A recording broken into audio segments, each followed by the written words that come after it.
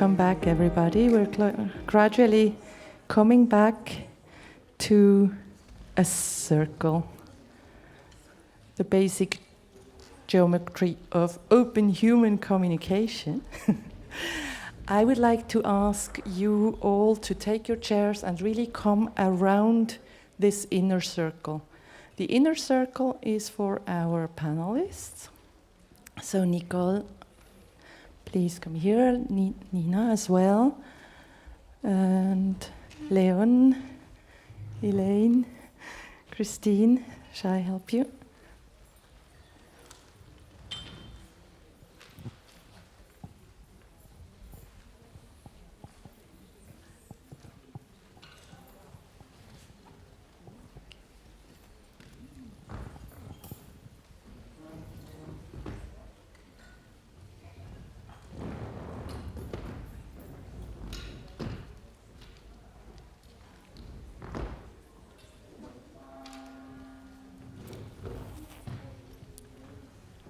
Please come a little bit closer. Make sure that you can still move between the chairs. That's important, but that we have a little bit this feeling of the net, or I don't know, what is it called? The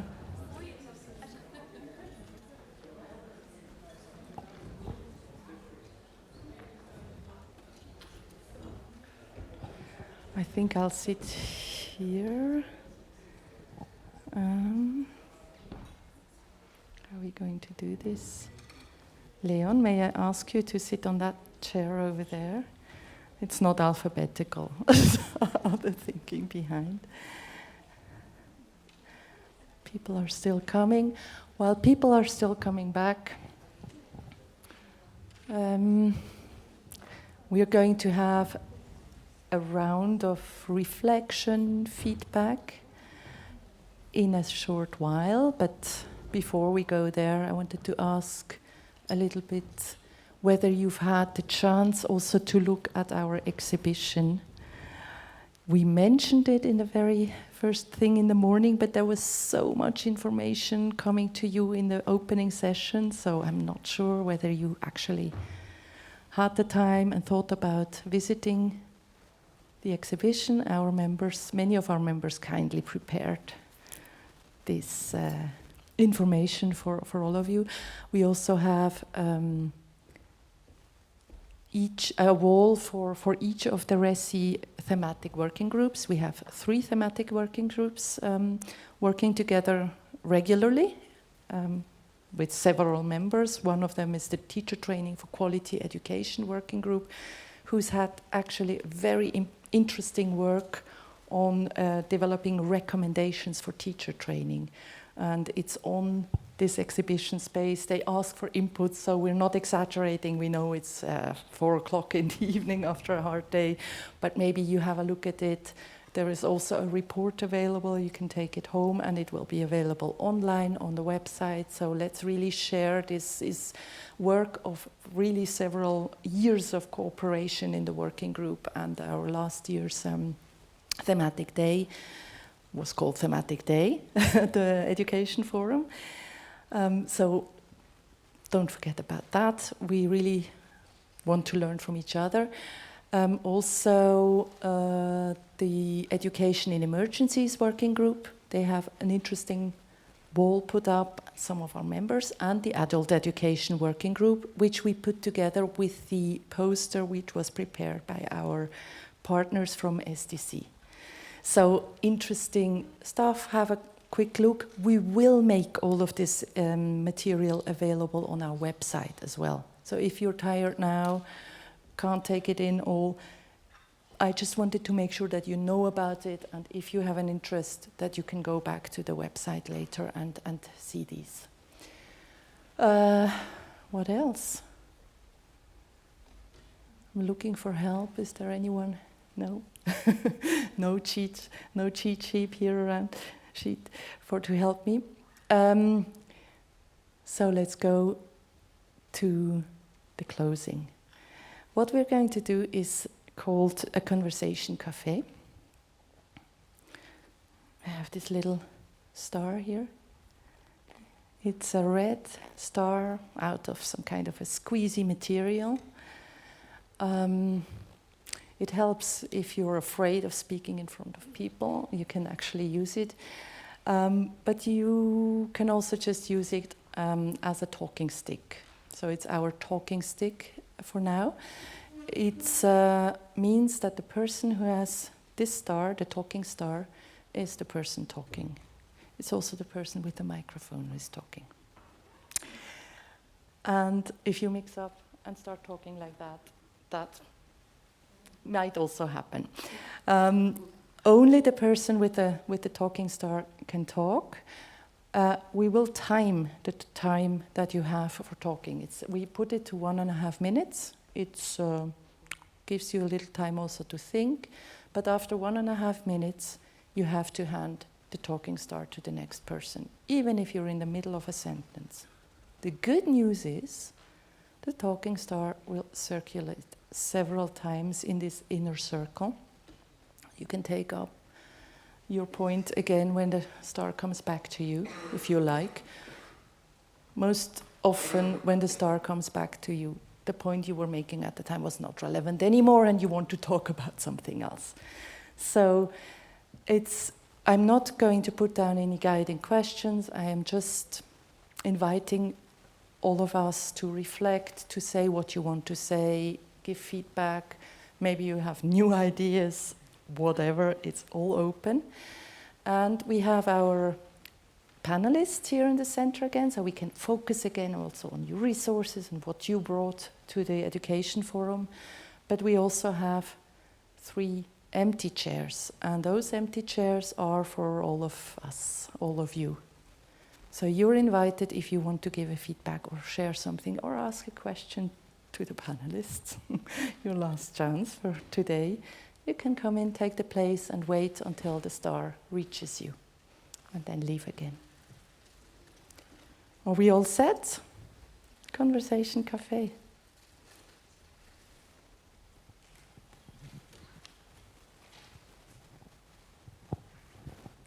Okay. Do you remember I talked about this girl in Suarez who's 13 years old, Afro-Colombian, praying to God to be white? Yeah? I haven't met her since, but I hope she has seen that being Afro-Colombian can also lead to positions of being a role model. In August last year, for the first time in Colombian history, an Afro-Colombian was sworn in as vice president. And she was not only Afro-Colombian, but she was actually a woman. So I just wanted to share that with you also as a way of saying that, you know, we all work with education, but probably one of the most, the strongest educational tools that we have is being role models, right? So I think that's, and as I remember our friend here as well, remember your name, Fran? Yeah, you also told us a story of your own educational process, the whole life. So lifelong learning. Nicole.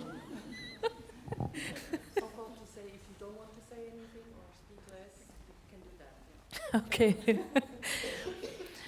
Well, I think from the workshop of inclusive education and also the second one of participation, my conclusion is that it's very important to integrate the people with whom you work together, the participation, and address also people with disabilities, the OPDs, to work together to create good solutions.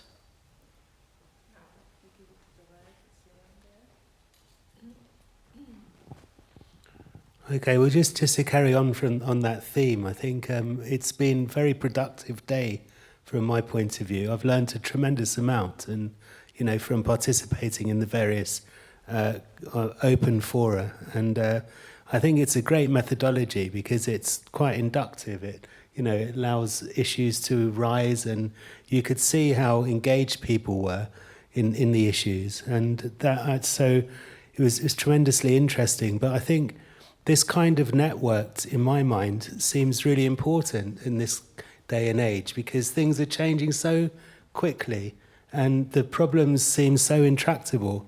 The kinds of issues we've been talking around today, around decolonizing, around climate change, around girls' education, around different kinds of inequalities in education, all of these are really difficult issues.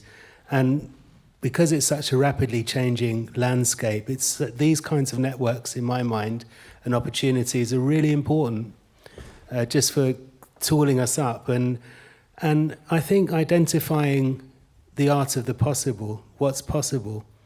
I think we've talked in broad terms about some very grand aims and aspirations, but I think what I've taken out of this today is getting a sense of grounding it in your realities.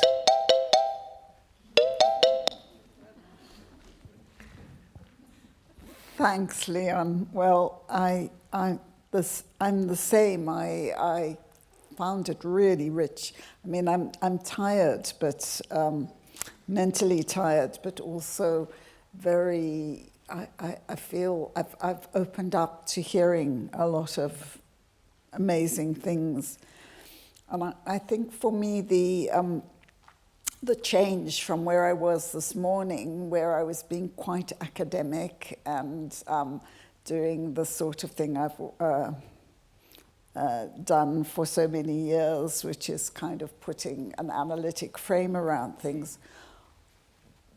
What happened today was that people told life stories, and I found that idea of bridging the gap, and Leon talks at the art of the possible, but it was very much, it was people bridging the gap. It was people telling their stories, people talking about experiences, things they'd done, painful or pleasurable or insightful things that they'd done.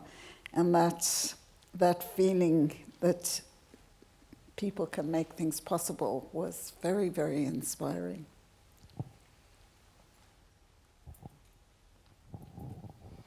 Thank you.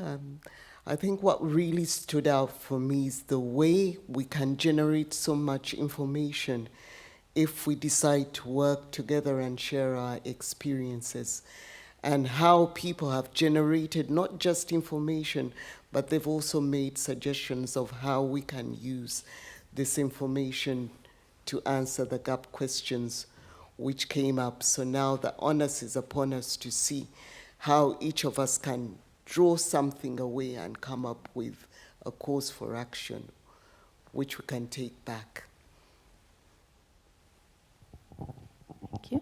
Well, I'm not saying anything except as my moderator role, I invite you to drop in and out if you like to say something. Please do. It's a nice opportunity. I think I'll just echo that. And how maybe it's a barrier to come into the inner circle, but we won't bite. Maybe I will bite a bit, but not too much. Well, I will pass it. I at the moment don't know what to say. So we'll just continue. Okay, making me feel very self-conscious now, I've got to say. Okay, well, I think one thing that I was kind of aware or didn't pick up so much today was a really important issue, I think, which is the question of language. And it's one that came up peripherally in several conversations, but I think it's a crucial one in education, and it's one, I think it's a burning issue, actually, in many parts of the world. Many children are set back 2-3 years in their cognitive development because they're forced to learn in a language that isn't their home language. We have enormous resources and potential to do something about it, and we choose not to. So that always, for me, raises really important questions. If you look at countries that have been successful, in inverted commas, in terms of the development game, actually, they've almost invariably learned in their own language and then learned a global language as a second language.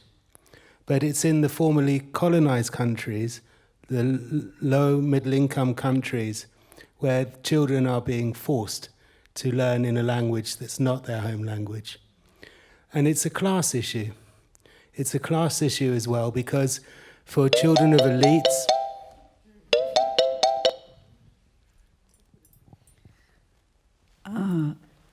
Thanks, Leon. Well, I think Leon's prompting about things he didn't hear enough about, something I would have liked to have heard much more about was the history of development cooperation in Switzerland, how it had changed, what the kind of nuances and different formations are. This might be information that's very tacit, that you all know very well, and so you don't want to rehearse it. But I think it might be helpful in thinking through some of the decolonization issues, and in the 3 sessions I went to, the 3 workshops I went to, decolonization came up in different guises in all of them. I think the complexity and nuance of the language issue in Switzerland, which I had a few very short exchanges with, might be very, very illuminating in relation to the language question in low and middle income countries. And I don't know if people have reflected on that, or if there are insights people can bring from the historic experience in Switzerland to other countries. I'll just leave this here for a sec in case someone wants to come. Okay, and still as we talk about languages, it's also important to remember that in some of our countries in Africa, we have up to 50 or more ethnic groups. So again, it draws us back to what language do we adopt. For example, in Kenya and Tanzania, they're doing very well with Kiswahili, but in Uganda, we do 3 years in the local language, the first 3 years of that area. But it's also quite complicated because we have all these different local languages. And again, there's also the issue of the languages of the children with disability, sign language and also tactile for the deaf, the deaf blind, and also Braille for the children who are blind.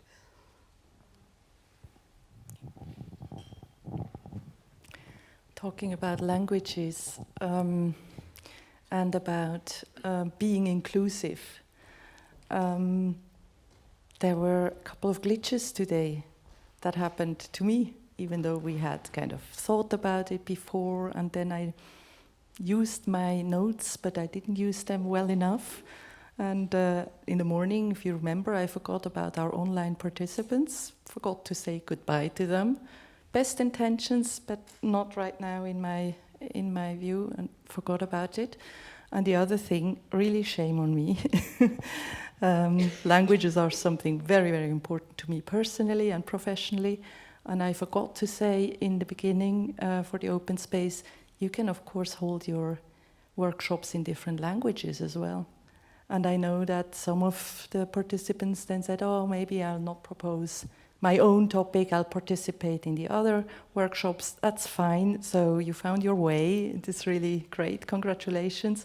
But I realized again how difficult it is to make sure that you don't forget someone. You hold the microphone, you hold the power, and yeah, happened to me.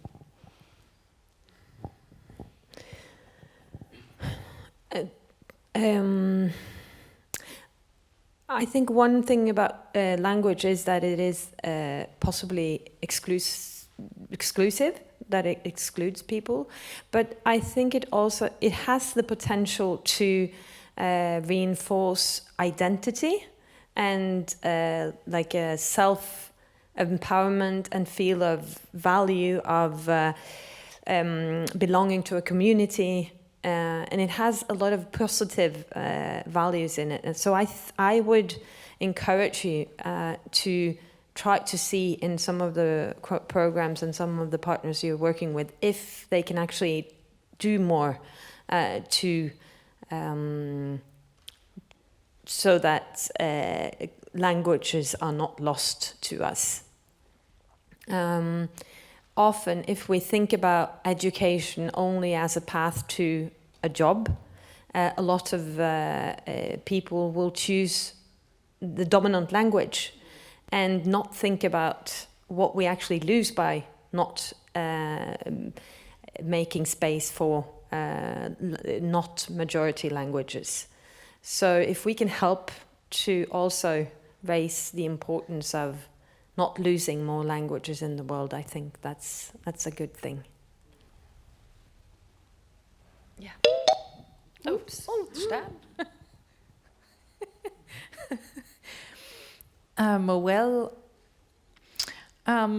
What we talked about in the last workshop about participation was about this workshops today, if they are inclusive. About the wall, for example. And I said afterwards to Seraina, who is my assistant today, well, so inclusive for me it's not, but I don't know if it would be online, for example, for a QR code. I don't think it would be so much more barrier-free because there is so much information, and the big value for me is now that I hope that we can read the reports afterwards to think, to reflect on these things, and I have to make some things also in stillness for me. And I'm very thankful and grateful because also this part of assistance to have is also a beautiful thing for me.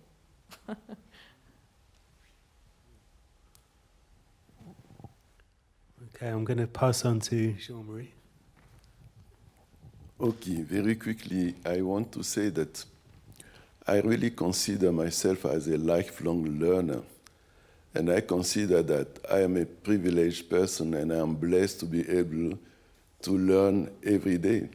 And this morning, you know, I have learned a lot. These learning opportunities, mutual learning. I was really moved when Nicole said about the way we provide everything for people with special needs, but at the end it is a segregation because you put them on the side, and when they go to university now, they cannot feel part of it, no contact with the other students. I learned a lot, you know, about the negative capability, you know, just to be open to new concepts and to have the opportunity to learn new things. I think this is what RECI, it provides opportunity for mutual learning, and thank you very much for, and to take risk also, you know. Thank you. Thanks. I think what's lovely has been kind of modeling some of our ideals, because we have been quite open with each other, even though we come from quite different places and have come down different paths to be in this room. And when I compare it with academic conferences where people are very competitive with each other and very hurtful in the way they ask questions, I think there are very important relationships that are being acted out here, which is, you know, we are overcoming some of the gaps, which it's been very nice to be part of.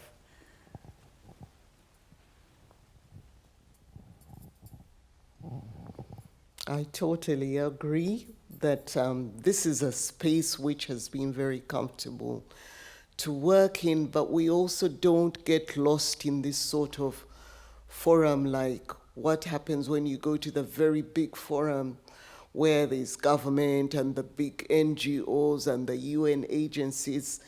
And there's a lot of experience in what we might call the smaller organizations, which is very rich.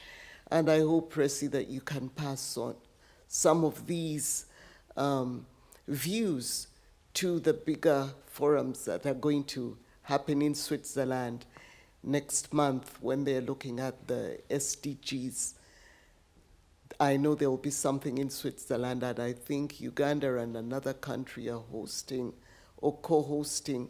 So it will be very interesting if we can get it to those spaces. It's, I think, specifically for UNHCR. Refugee Forum. Yes.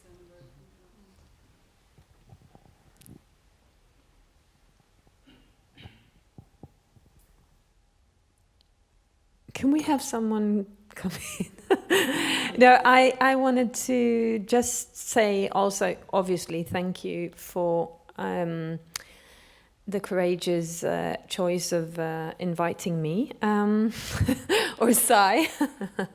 It's been so interesting to get to know you. I would have liked to stay here for a couple of days more with you, but closing the doors and get to know you a bit better. So I hope that we can continue the contact in other for us. It's been a huge pleasure to get to know you, and I would also like to know a bit more about the tendencies and the trends in Swiss cooperation. So if anyone is free for the afternoon afterwards, just let me know.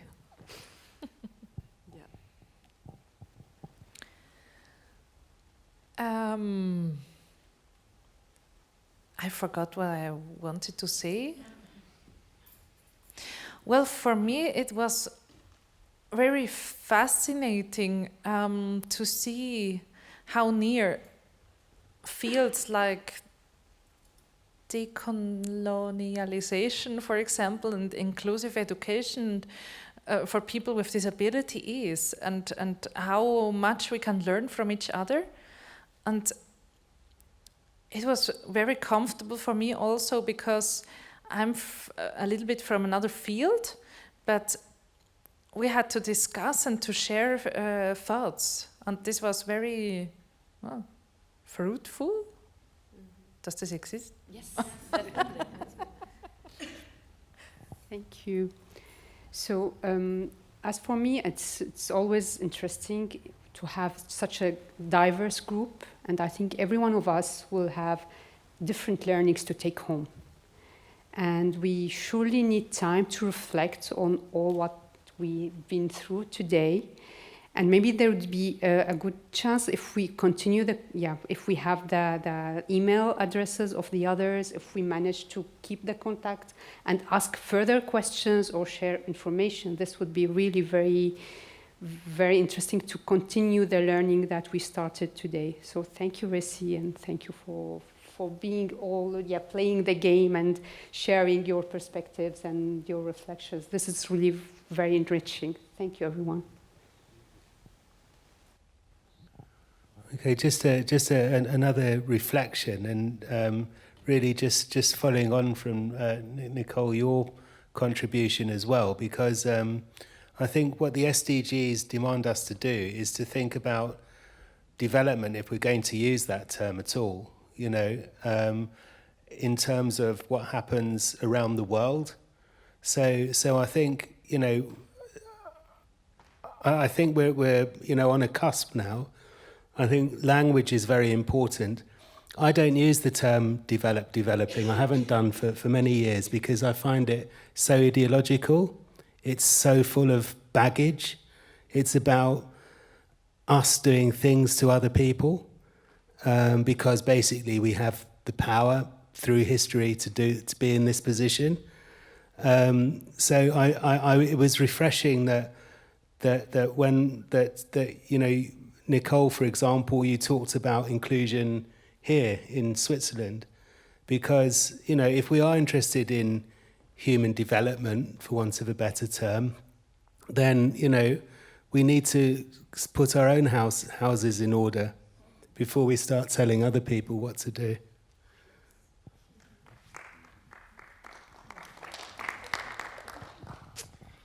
Good. Hello again. And first of all, I wanted to salute actually the format of the day.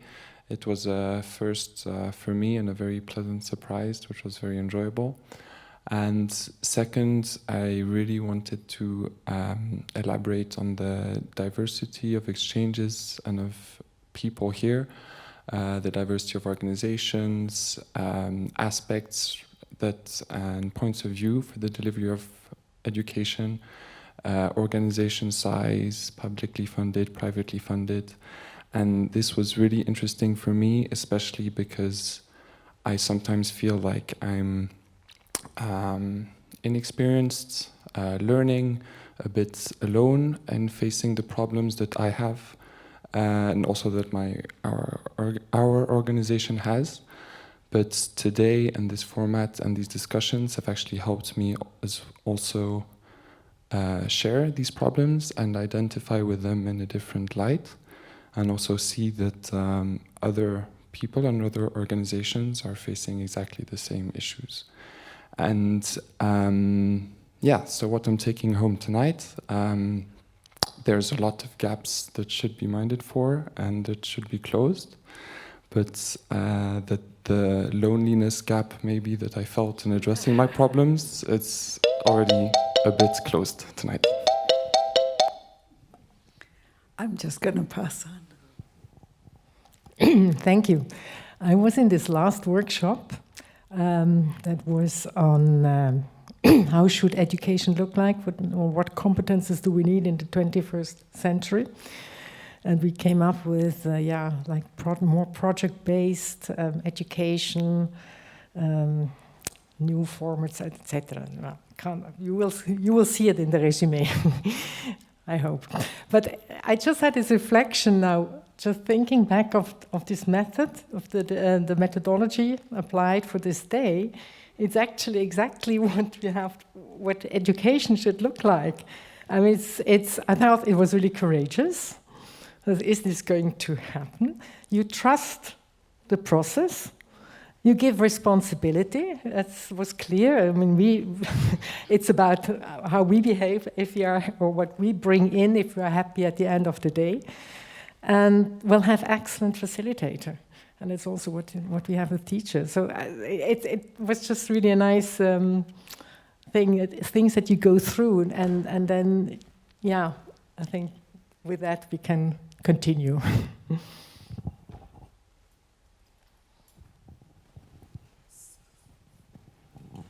Well, I'm so happy to hear that the open space methodology also impressed all of you. It didn't take courage, I think. I mean, I was the one pushing for it. I've known it, I've used it several times, but it's always difficult to convince the group who is working with you, or the RESI now that we are doing this, because at first sight it's like, but we can't just come without a plan.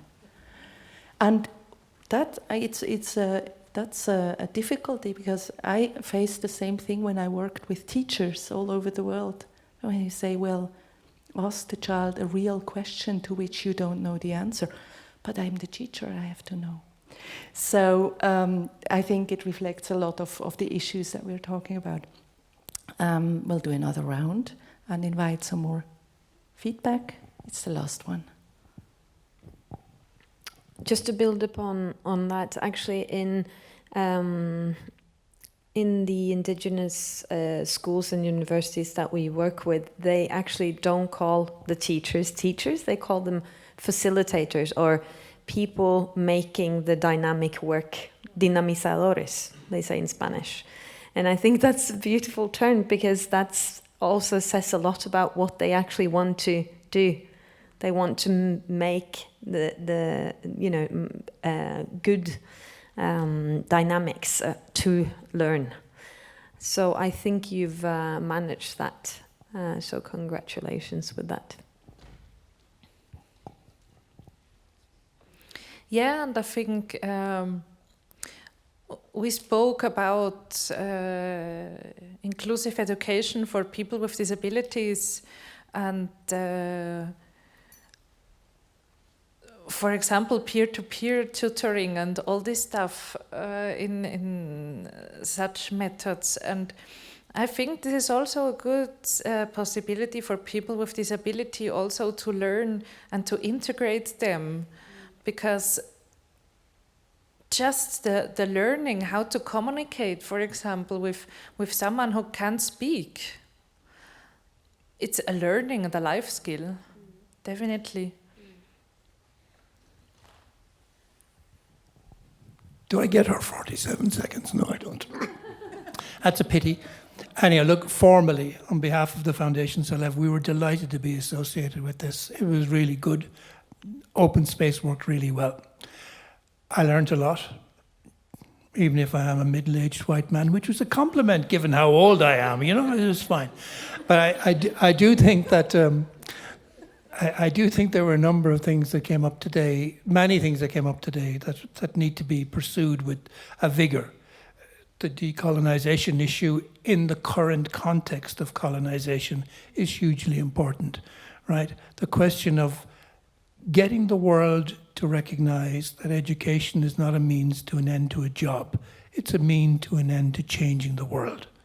And that's why the point you made earlier about what teachers are called, just to speak the Montessori thing, they don't call them teachers, they call them guides, which is a lovely way to express how you're helping young people grow to their full potential. So thank you, and thank you all. Thank you. Well, I really, you know, it's very difficult to follow that. So just to say thank you as well, really.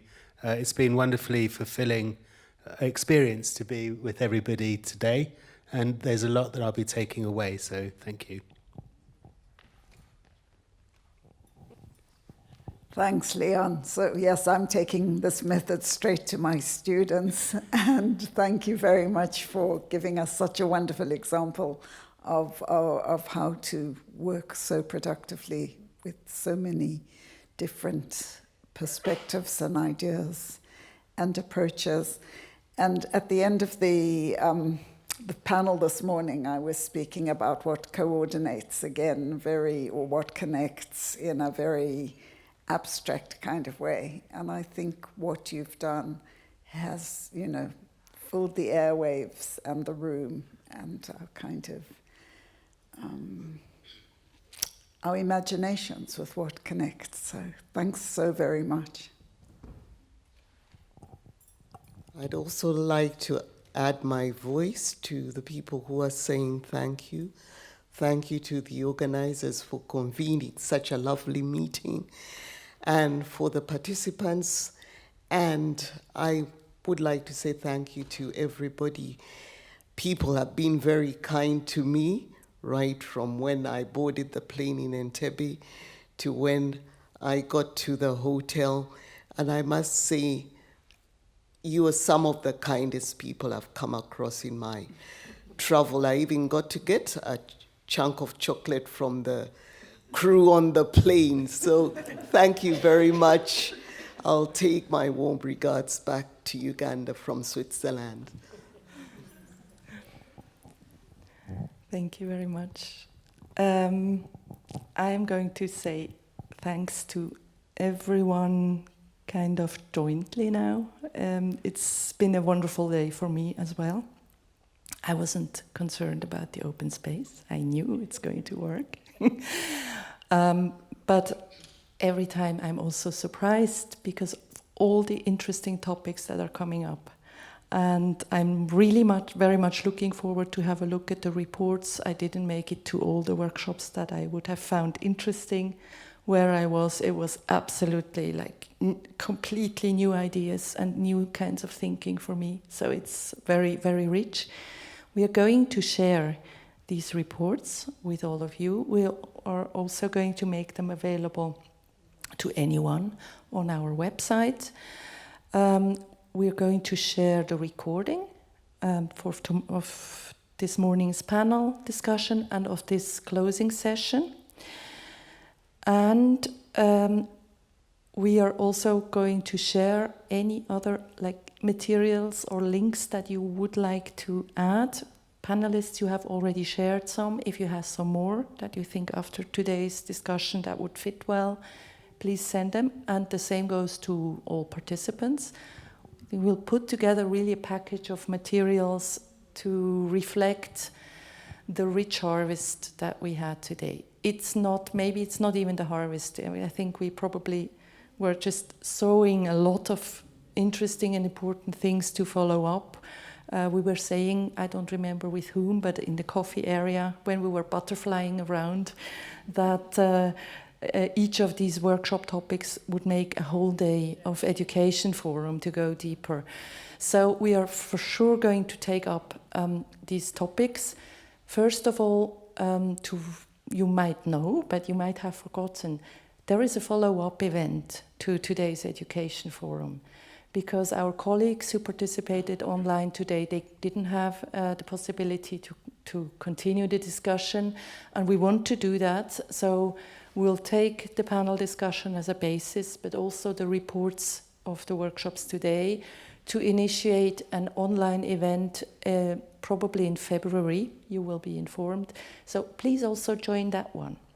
And we hope that many of the people who joined this morning, and maybe others, you can invite your partners, your friends, your colleagues to participate online in the event that we're going to do in February. I don't know the format yet. Maybe we'll do open space. Who knows? But we really feel that there is more there to discuss.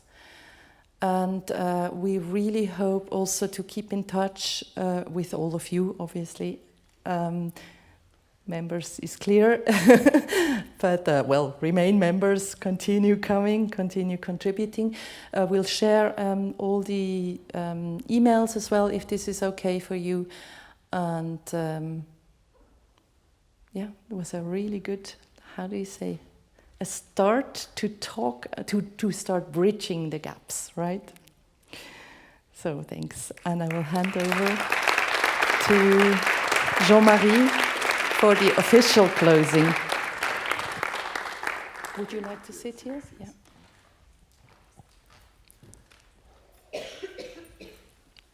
Okay, now this is time to thank on your behalf, all the participants. First of all, to the panelists, Leon, Elaine, Christine, Nicole, and Nina.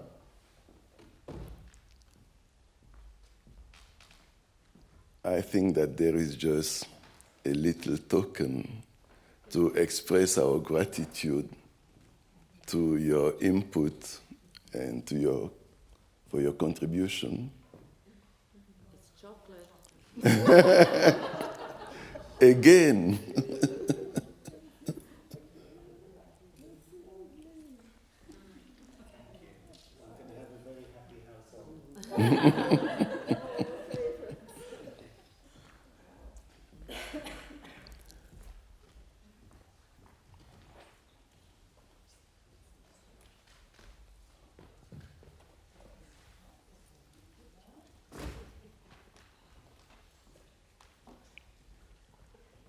It's chocolate for you too.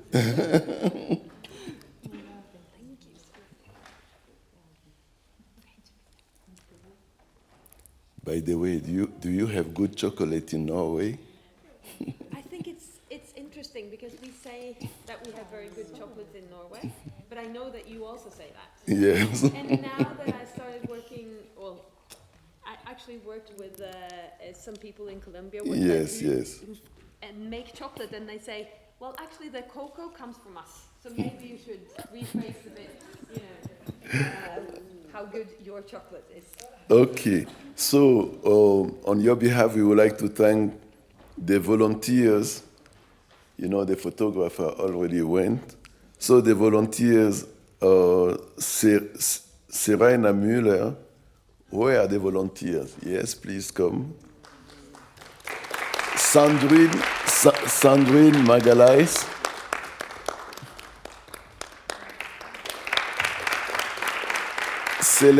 Celeste Sefola, Shetty Clitus, Julia Campos, Eva Salvador,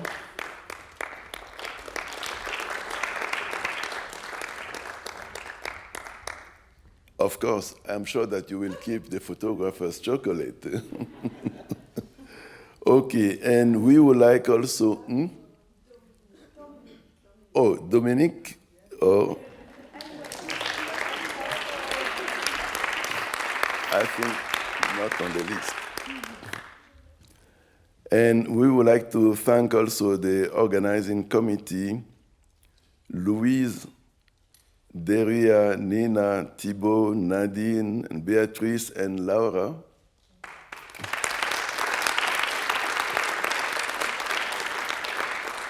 And we would like to thank our donors and partners who have made this event possible.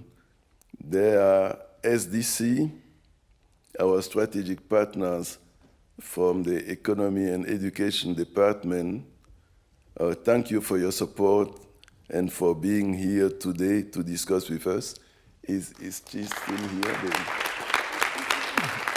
Okay. Our member, Saleh Foundation, who provided extra financial support to ensure that we will talk about gaps in girls' education today. All our members who have provided RECI with extra financial support this year, as well as the Centrum Paul Klee for hosting us in this beautiful and inspiring environment. I hope that this is not the last time. So I wish you a safe and a happy return back home.